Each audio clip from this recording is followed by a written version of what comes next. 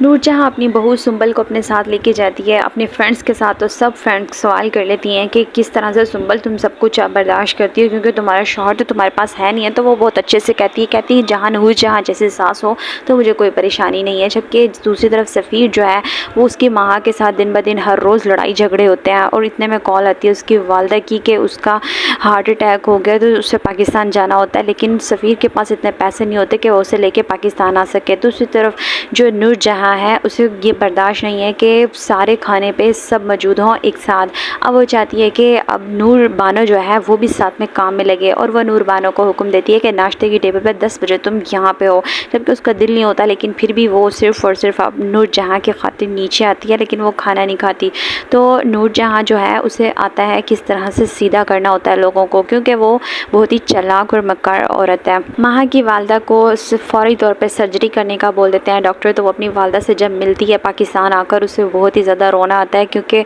وہ اتنے دنوں بعد سفیر کے بنا ہی پاکستان آئی ہوتی ہے۔ جبکہ دوسری طرف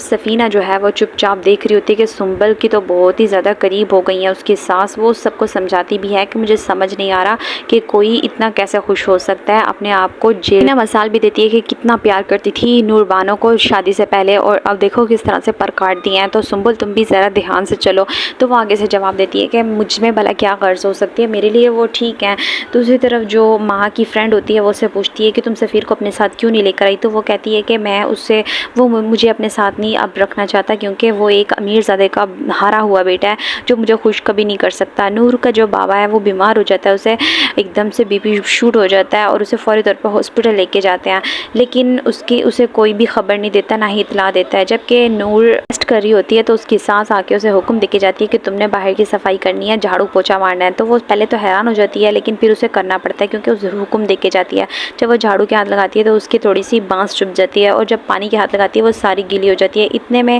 مراد آ جاتا ہے اور وہ دیکھتا ہے، وہ اسے اٹھا کے اندر کمرے میں لے کر آتا ہے اور اسے معافیاں مانگتا ہے کہ تمہاری یہ حالت میری وجہ سے ہوئی ہے، میں والدہ سے بات کروں گا، تمہارے ساتھ دوبارہ ایسا کبھی نہیں ہوگا۔ جبکہ نور کا جو باپ ہے وہ ہاسپٹل میں کہہ دیتا ہے کہ میری بیٹی کو اطلاع دی جائے۔ وہ کال کرتا ہے نور کو، فون جو کہ خراب ہو چکا ہوتا ہے، سنبل اٹینڈ کرتی ہے کال، لیکن ساس اسے منع کر دیتی ہے کہ کوئی ضرورت نہیں ہے اسے خبر دینے کی۔ بیچارہ باپ انتظار کر رہا رہتا ہے ہر دروازے کی دستک پہ، لیکن نور وہاں پہ نہیں پہنچتی۔ اتنے میں ماہا کی جو والدہ ہے اس کا انتقال ہو جاتا ہے، وہ بیچاری بہت روتی ہے، لیکن سفیر اس کے پاس نہیں ہوتا، سفیر اس کی خبر تک نہیں لیتا، کیونکہ سفیر اس وقت بہت زیادہ بدل چکا ہے، کیونکہ وہ اتنے امیر میں رہتا تھا اور ایک دم سے غریبی اس کے اوپر آ گئی، تو اسے وہ برداشت نہیں ہو رہا۔